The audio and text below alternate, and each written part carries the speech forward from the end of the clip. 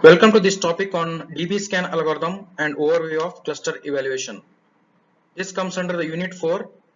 So basically in unit 4 you have studied three clustering algorithms: k-means algorithm, hierarchical clustering algorithm, and this is the last one, DB-scan algorithm. What is DB-scan algorithm? It is a density based clustering algorithm that locates regions of high density from regions of low density. So basically here you are going to group the objects based on high density and low density. So what is this density? What is this density concept? The concept of density is, you can have to see this diagram for that. See here, he has given here center based approach. In the center based approach, density is estimated for a particular point in the data set by counting the number of points within a specified radius, EPS, of that point, including the point as shown in the figure. So if you see A, okay, now this point is A. Now how many points are within this neighborhood, including A? 1, 2, 3, 4, 5, 6, 7. So the number of points within the radius of EPS of point A is 7. That's what is given here. So based on that, we will tell whether the point is having high density or low density. Okay, then we will cluster. This will be more clear when I give the examples. So currently, please understand, every point represents a data record. Okay, every point represents a record in a table. Your job is to group them based on density. That's why it is called as density based clustering, DB scan. Now, how are you going to classify the points? Again, please remember, points means the records, data records, rows in a data. How are you going to classify them? How are you going to group them using this concept of DB scan? Before that, you should know three things here: core points, border points, noise points. What is core points, what is border points, and what is noise points? For that, you see this diagram. Now, the minimum threshold, minimum points given is 7. Okay. Now consider point A. How many points are coming within point A? Including A, you count 1, 2, 3, 4, 5, 6 and 7. Again I repeat, how many points are coming within the neighborhood of A, including A? Including A, 1, 2, 3, 4, 5, 6, 7. So it is 7, right? And the minimum threshold is 7. Hence A is a core point. A is a core point. That's what it says. Core points are in the interior of a density based cluster. A point is a core point if the number of points within a given neighborhood around the point as determined by the distance function EPS exceeds a certain threshold min points. So minimum points is 7. Since the A covers minimum of 7 points, A is a core point. Now come to what is border points. A border point is not a core point but falls within the neighborhood of a core point.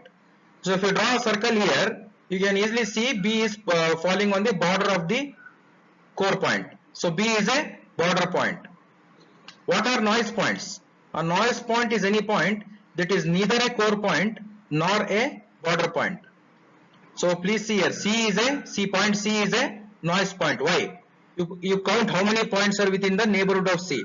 Tell me how many points are within the neighborhood of C, including C. 1, 2, 3. Correct? 1, 2, 3. And it is less than 7. It is less than the minimum point 7. Hence C is neither a border point, it is not falling on the border, and neither it is a core point. Hence C becomes noise. So briefly I will repeat here.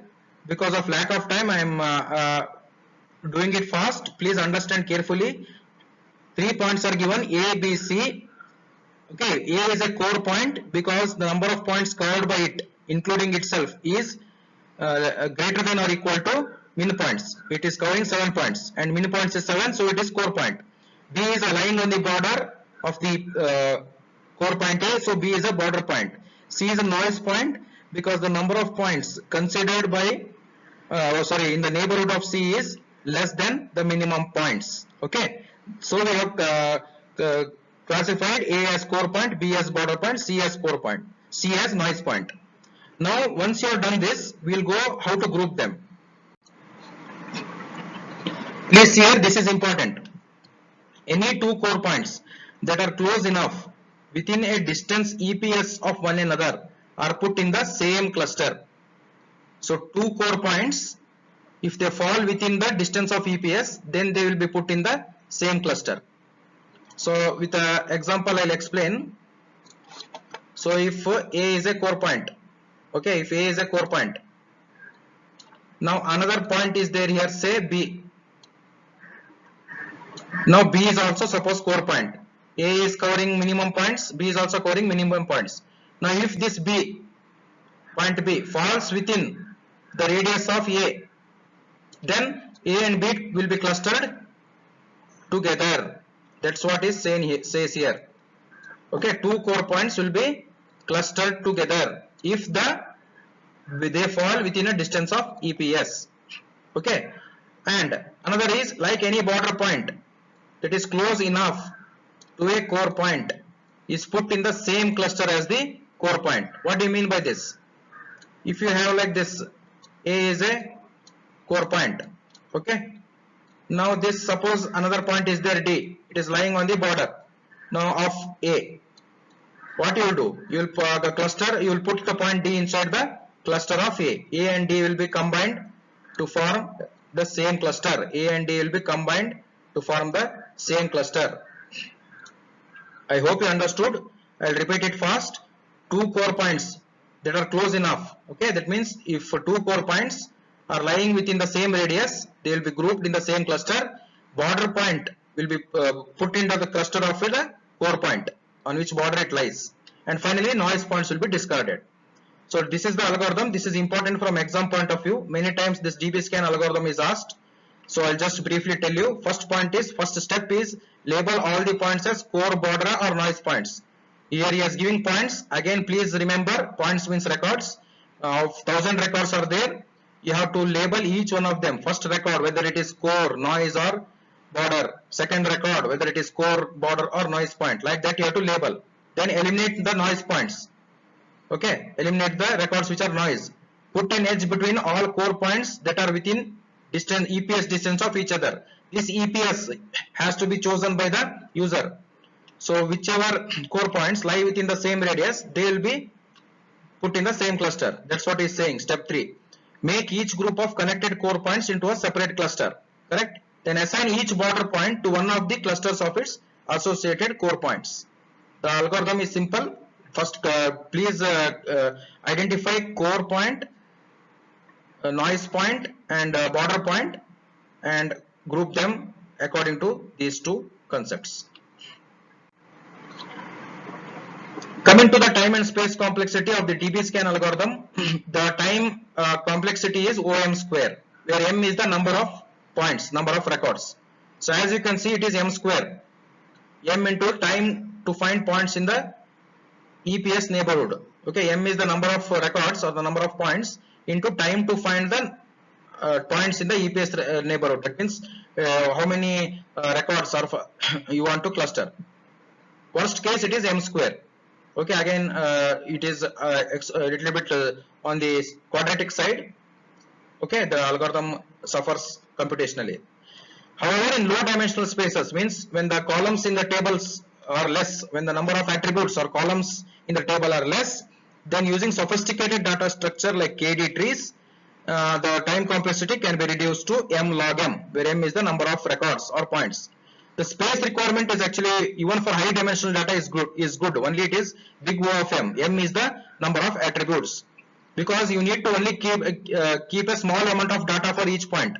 You have to keep just the cluster label and whether that point is a core point, border point or noise point. That's all you have to keep. So the space complexity is big O of M. Worst case is OM square. Best is OM log M. What are the strengths and weaknesses of the DBSCAN algorithm? Strength is these three.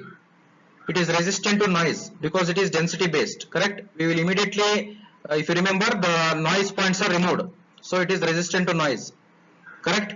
Next, it can handle clusters of arbitrary shapes and sizes. Okay, it can any type of data is given, it is able to handle. It can find many clusters, that's what, without which K means usually finds only globular clusters. This can find many other types of clusters present in the data. What are the weaknesses? Widely varying densities. DBSCAN has trouble when the clusters have widely varying densities. It is also having trouble with high dimensional data. Okay, when the number of columns is more. It is expensive because you need to compute all pairwise proximities. M square is the time complexity worst case, which is on the higher side. So that finishes the DBSCAN algorithm. A small topic is related topic is there in the 4th unit. It is called cluster evaluation. I will briefly complete that. Say before I go to cluster evaluation, please remember in classification what we have done. In classification what we have done is, if you remember, we had used accuracy confusion matrix we had done, correct.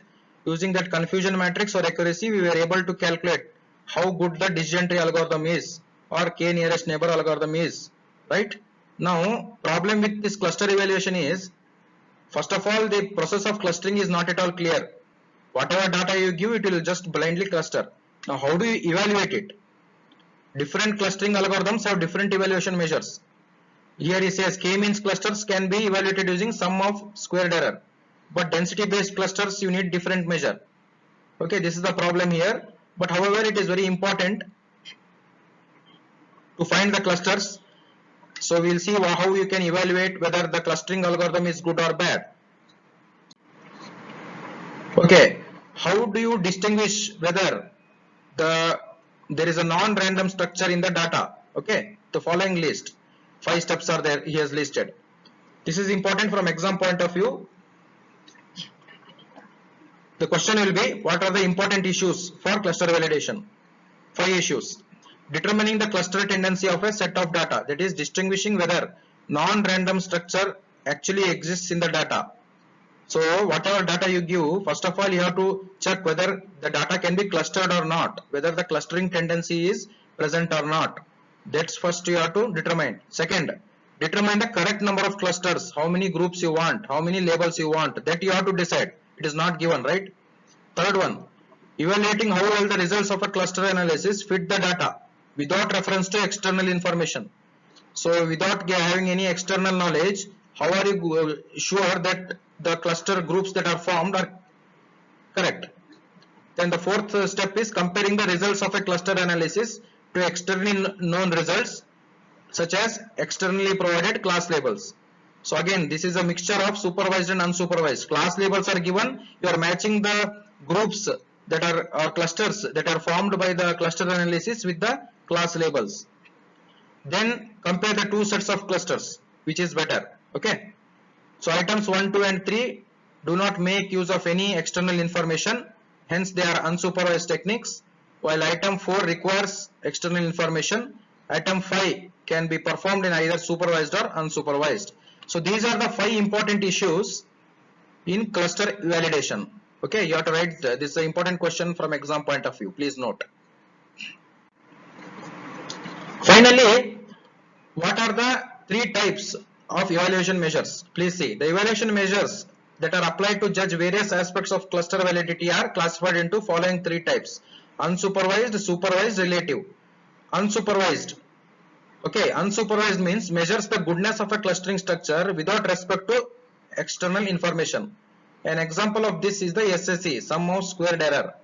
Unsupervised measures of cluster validity are often further divided into 2 classes: measures of cluster cohesion, measures of cluster separation.